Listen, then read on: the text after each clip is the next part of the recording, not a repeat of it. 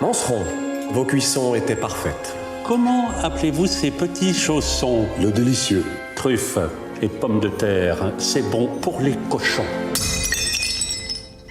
Il nous prend pour des gorées. Excusez-vous. Manceron!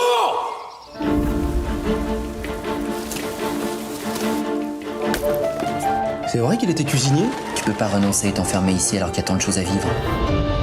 Je m'appelle Louise, j'aimerais devenir votre apprentie. Tu es trop vieille pour faire un apprenti.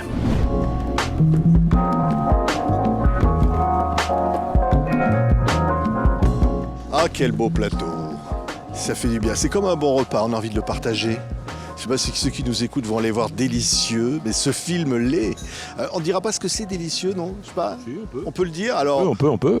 Délicieux, c'est à la fois l'idée d'une bouchée, d'un amuse-bouche que propose le personnage au début du film, et qui sera aussi le nom du restaurant qu'il créera à la fin. Oui. Voilà. Mais délicieux, en fait, c'est la subjectivité de chacun, en quoi chacun est capable de proposer quelque chose de différent. Éric Bénard qui réalise ce merveilleux film et Isabelle Carré à vos côtés. Alors vous êtes incroyable parce que alors il y a Grégory Gadebois et vous allez finalement lui qui va être avant la Révolution mis sur le banc comme ça par un conte absolument insupportable et vous allez lui redonner par le goût. Benjamin Laverne. Vous allez lui redonner le goût de dire tu peux réussir à faire de la cuisine. C'est merveilleux. Et oui, c'est moi qui lui donne confiance. C'était déjà le cas d'ailleurs dans le film précédent d'Éric Bénard. Je suis les personnages dans l'esprit de famille que j'ai partagé avec mon camarade Guillaume de Tonquédec. Je suis le personnage qui donne confiance. Ouais. Je suis très content que ce soit toi qui m'aies donné confiance. Oui, parce qu'alors lui non. Hein. Lui, on peut pas dire, hein, Guillaume. Mon personnage est plus négatif ou il est plus, opportuniste. Il va suivre l'air du temps. Enfin, il cherche à sauver sa peau. Il retourne sa veste. Ouais. Toujours du bon côté. Il est l'histoire en marche, côté, il est les classes moyennes. Il est l'histoire en marche, en fait, ton personnage. Et Lorenzo Lefebvre, qui est là, et qui, lui, il est le comment dire, le Fer de Jiminy lance. Cricket. Il hume Oui, le changement avant tout le monde. Oui, la nouvelle génération, le monde qui change. Et il pousse son père vers l'émancipation, la sienne et celle des autres, du peuple. Ce film est un régal. Regardez la bande-annonce. Nous aurons besoin de tout l'espace pour une grande chambre à manger. Inventer un lieu de gourmandise, un lieu de bouche. D'ailleurs, je dois reconnaître que vous êtes en train de vous faire jolie réputation. Je parle de votre auberge jusqu'au château. Ici, tous les clients sont ducs et tous les clients sont rois. Le duc envisage de vous rendre une visite d'appétit. L'important, c'est que vous n'avez plus besoin du duc de Chamfort. Vous vouliez être libre de créer de nouvelles recettes? Vous l'êtes? Oublie Chamfort et ses semblables, tu leur dois rien. Le monde est en train de changer. On a compris, Isabelle. C'est quoi? C'est l'invention de la gastronomie moderne. C'est grâce à vous, en fait. On se demandait qui en était à l'origine, c'est vous. C'est la démocratisation de la cuisine, c'est-à-dire qu'avant, les grands cuisiniers étaient attachés au château. Donc, il n'y avait que la noblesse, finalement, pour déguster. Les autres n'avaient droit qu'à des relais de poste. Là où cuisinaient les femmes, c'était des soupes, des brous éclairs. Elles n'avaient pas le droit non plus de mettre la main à la pâte autrement qu'en faisant des soupes pour le tout venant. Et tout à coup, cet homme Manceron, ce cuisinier, ce grand cuisinier qui est chassé du château, va créer avec mon aide. Grâce à vous. Grâce à moi, oui. Ah oui, grâce à lui aussi. Non, l'oublions pas. Hein. Le premier restaurant. La création du premier restaurant juste avant la Révolution française. Oui, malgré les tenants de cette cuisine de classe dont vous êtes. Terrible, hein. Oui, mais... Non, mais... C'est l'attachement à l'étiquette, effectivement. Ah oui. On doit faire la cuisine pour les nobles, et qui n'y connaissent rien d'ailleurs, souvent. Hein. Ils mangent toujours la même chose. Depuis Louis XIV, on leur avait privé, on leur avait enlevé beaucoup de privilèges et de choses importantes à leurs yeux. Et une des seules façons de briller à ce moment-là pour eux, c'était leur cuisinier, justement. On allait souper chez la duchesse de Lamballe et on parlait des plats qu'on avait mangés chez elle. Est-ce qu'on avait été invité ou non? Il y avait tout un tout un jeu de jalousie comme ça entre les gens et de se faire briller. Et donc c'était l'une des seules raisons d'être qu'ils avaient encore, quoi. Oui. Et puis cette raison-là devait être... Ce qui est formidable dans le scénario d'Éric, c'est qu'il mêle la petite histoire et la grande, et que la gourmandise va rejoindre la Révolution française, et qu'on va cuisiner pour les autres. On la sent sourdre, cette révolution. Alors vous, votre personnage, il veut du changement là, dans cette époque-là. Oui, il a lu Rousseau, il a lu Voltaire, et il suit avec avidité les nouvelles de Paris, et il est très excité par les mouvements populaires qu'il sent agir, et il n'a de cesse de guider son père vers une liberté, une démocratisation de la cuisine. Ouais. C'est un film trépidant, c'est un film d'aventure, c'est un film drôle. Les images sont somptueuses. Il donne faim, ce film. Il donne envie de vivre, il donne envie d'aller au restaurant en sortant du cinéma. Hein. Ça, c'est votre truc. Hein. Oui, c'est le but. C'est le but. Parce que si vous y réfléchissez, c'est très proche, le restaurant et le cinéma. C'est des salles où on est assis pendant que les autres travaillent. C'est un chef qui propose sa subjectivité. Entrée, plat, dessert, c'est rien d'autre qu'un scénario.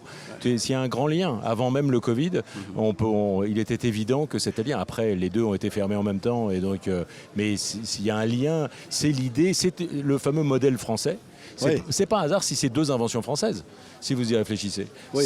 C'est du partage, du plaisir, de la dilatation du temps, et c'est ce qui est attaqué depuis 200 ans par le modèle anglo-saxon. Oui, et puis le hasard des choses fait que le film sort au moment de la réouverture des restaurants. Donc c'est quand même un vrai plaisir, et de retourner au cinéma, et de redécouvrir le plaisir de la nourriture à la française en plus. En plus, c'est révolutionnaire, c'est le cas de le dire, puisque c'est la révolution à ce moment-là, mais il veut faire une cuisine pour tout le monde.